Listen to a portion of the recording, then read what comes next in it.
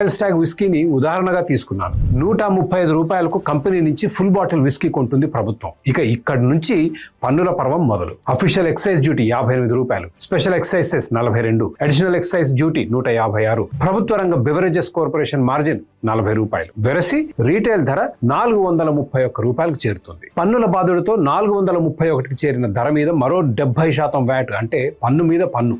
దీంతో royal stag ధర 732 రూపాయలు అవుతుంది. దీనికి రీటైల్ వైన్ షాప్ మార్జిన్ 20%, అంటే మరో 146 రూపాయలు. ప్రతి బాటిల్ మీద వైన్ షాప్ కి 146 రూపాయల లాభం అని ఆశ్చర్యపోకండి. వైన్ షాప్ దక్కాలంటే 50 నుంచి 100 లాటరీ అప్లికేషన్ల మీద 1 కోటి నుంచి 2 కోట్లు ఖర్చు చేయాలి. ఒకవేళ లాటరీ గెలిస్తే ఇంకొక 1.5 కోటి లైసెన్స్ కోసం కట్టాలి. 880 రూపాయల ఫుల్ బాటిల్ మీద వైన్ షాప్ యజమానికి అన్ని ఖర్చులు పోను 30-40 రూపాయలు మిగిలితే మహాభాగ్యం. అట్లాగే రాయల్ స్టాగ్ తయారు చేసిన కంపెనీకి 20-30 రూపాయలు మిగిలితే గొప్ప. మరి మన ప్రభుత్వాలకి ఎంత మిగిలింది? దాదాపు 700 రూపాయలు. రాయల్ స్టాగ్ విస్కీని ఉదాహరణగా